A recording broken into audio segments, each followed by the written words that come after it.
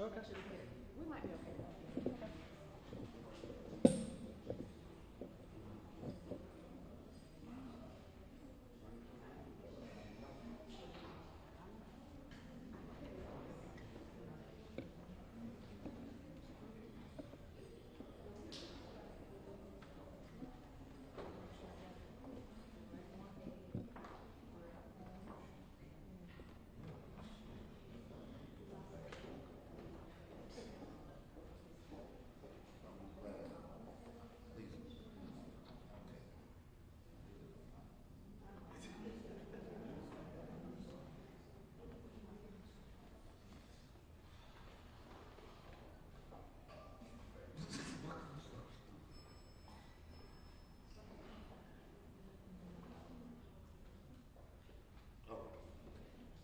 Hello, everyone. Thank you so much for coming out here today. We're here to talk about something that's very important to Councilwoman Tate. So first up, I'm going to bring her up to bring greetings. Hello. Good evening. I am Councilwoman LaTanya Tate, Chairwoman of Public Safety. Today starts National Awareness for Gun Violence Day. It's June the 7th through the 9th.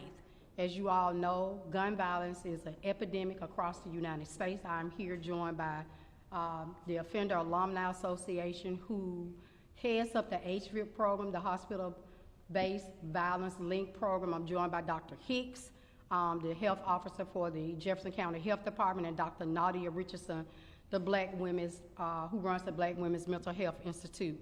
I found this to be very important for us to stand in solidarity on the day to kick off Wear Orange National Gun Violence Day, which again runs from June the 7th through the 9th. As most of you know, again, I'm going to repeat this again, that gun violence is an epidemic, not just in Birmingham, but across the U.S. And it's working together and working collectively together, building out an ecosystem. The goal here in Birmingham is to reduce gun violence. Many initiatives have been rolled out. You have the Common Ground, which is a conflict resolution program that's ran out of the municipal court by Judge Sparks. We also have the Restore, which works directly inside the juvenile detention facilities with youth that are in the detention facility. But we just got much more work to do here in this city. And so I am going to end here, and I'm going to welcome Dr. Hicks to the stage, to the podium, to also talk about what this looks like from a public health crisis.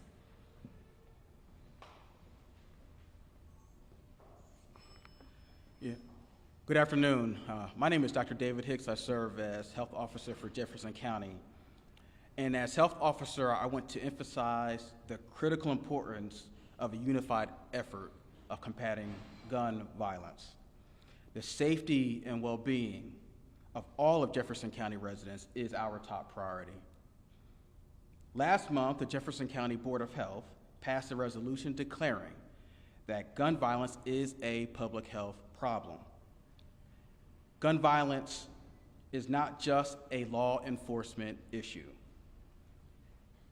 but a public health problem that affects all of us. It is essential that we come together as a community to address this issue head on.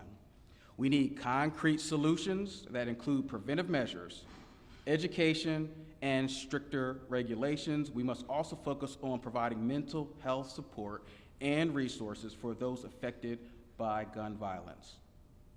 Let's all work together to create a safer and healthier Jefferson County for everyone.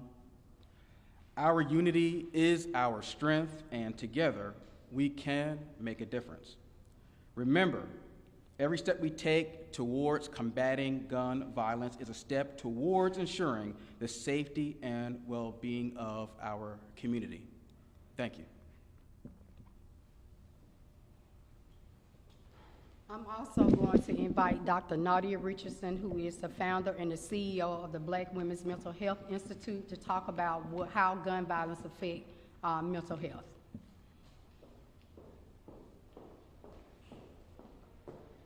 Good afternoon. I'm happy to be here by invitation of Councilor Tate.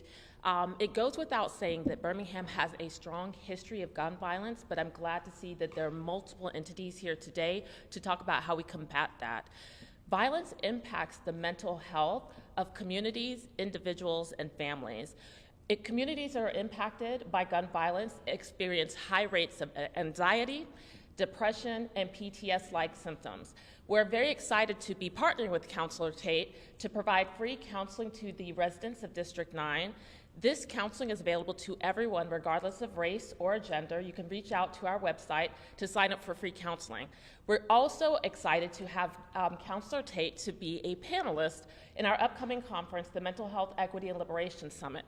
In that panel, we will be discussing violence, mental health, but as well as collective healing.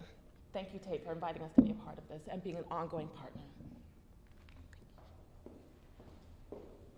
I also have some of our friends that's helping us build like the ecosystem, the Offender Alumni Association, who heads up the hospital-based link program here in Birmingham, who is doing some magnificent work working with those that are survivors of gun violence. So I'm going to invite Timothy Lanier to the podium. I'm going to invite Cherie Kennan to the podium and let them join us, and they can talk a little bit about what their works look like and being a mother of a son who lost a son to gun violence. And also we have another young man here who's a survivor of gun violence.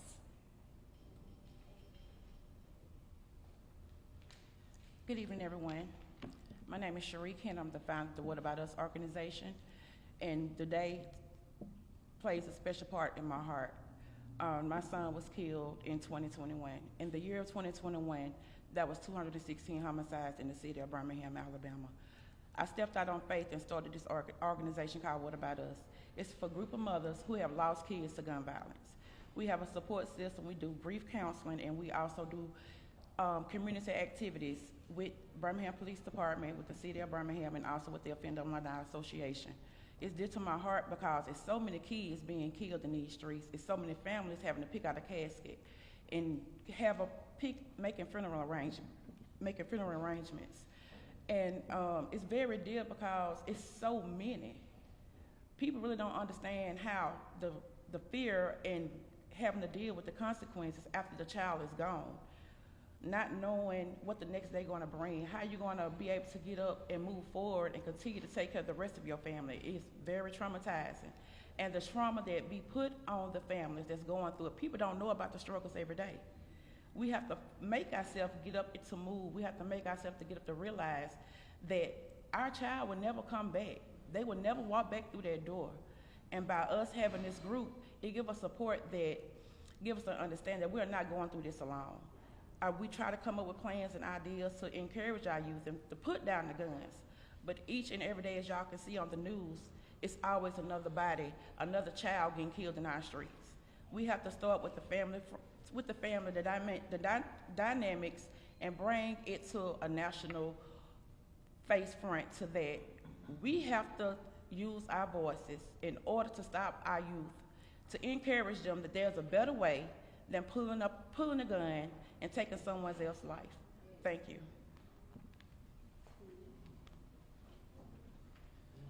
Good afternoon, how y'all doing? I'm Timothy Lanier. I'm a violence intervention professional, and I work with the Hospital Violence Intervention Program with UAB. I want to thank them. I want to thank the health department and the city of Birmingham. Through this program, we go in and we deal with gunshot victims at the bedside, which we call the golden moment. At that moment, they're contemplating all type of things in their life. And me being a violence survivor and a violence producer, I know both sides of the coin. Now, being in the hospital, you learn how to grow and become more spiritually and mentally stable when we come in, because we give you the whole layout of what we're gonna do. But I want to talk to the guys that's doing the shooting. I really want to talk to y'all because neighborhoods are not the place to do that. Neighborhoods have families, citizens, loved ones for the neighborhood. Now they're having wars across the sea that you can sign up if you want to shoot and go do something. And they will train you to do it, and you don't have to do it in our backyard. I also want to introduce one of my clients that turned into one of our workers. He had been shot how many times? Once.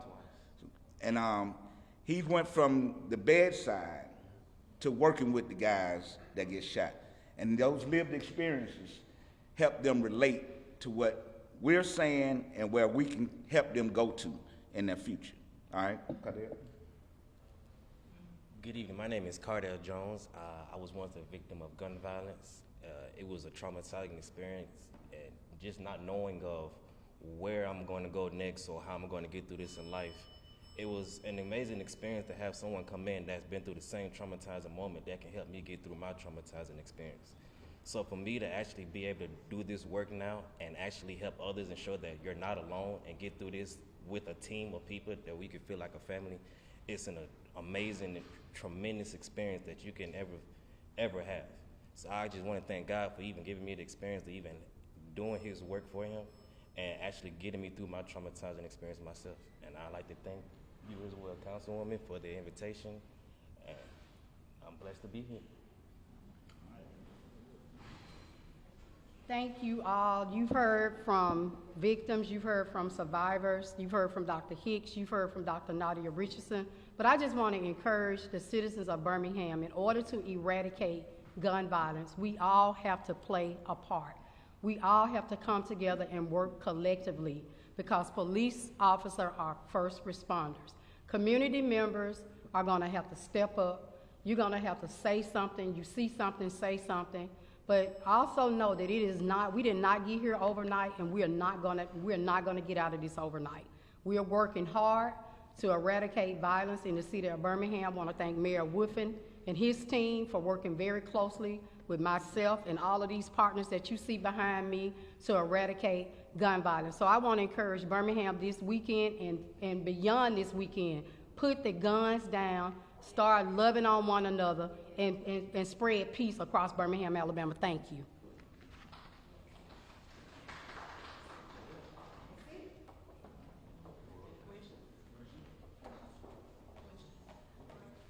I'm going to take just about a couple of questions, and that's going to be it. I've got a question. It's no secret that there's a severe shortage of police officers in the city of Birmingham. What does the city need to do to address this effort when it comes to recruiting and retaining police officers? I went out this afternoon to Railroad Park and just talked with regular folk, and they all told me they want to see more police presence on the streets. They don't feel that there's adequate policing here. I don't even chair the public safety committee. What does the city need to do to address this ongoing issue? I'm going to refer that you speak to the Chief Thurman about that, the Birmingham Police Department. My role as the chair of public safety is to hear people when they come for liquor license, events, license for events, and things that affects the community. So I would definitely recommend that you talk to Chief Thurman about that. We're doing this press conference about gun violence. What do you think is going to take for this to be an issue that we can put it into? I mean, we do this all the time. We talk to organizations that have but violence is still happening. So what does it take for us to put it into gun violence in your community? We didn't get here overnight. Once again, we're not going to get out of it overnight. The most important thing is that people have to learn what community violence intervention is. You have to learn the framework. We've traveled to different cities that have reduced gun violence, and gun violence is a public health crisis. And so in order to interrupt any type of gun violence, you have to make investments. You have to make investments in poverty. You have to make investments in jobs. You have to make investments. So we didn't get here overnight, and we're certainly not going to get out. This is not a quick fix. It's going to take, once again, we got to move together collectively as a community, and you cannot have community safety without the community's buy-in or your public and private partners. So that's what it's going to take to eradicate violence. From the city, I'll take one more. From the city perspective, I know there's a lot of initiatives that are already in place, but what can the city do differently?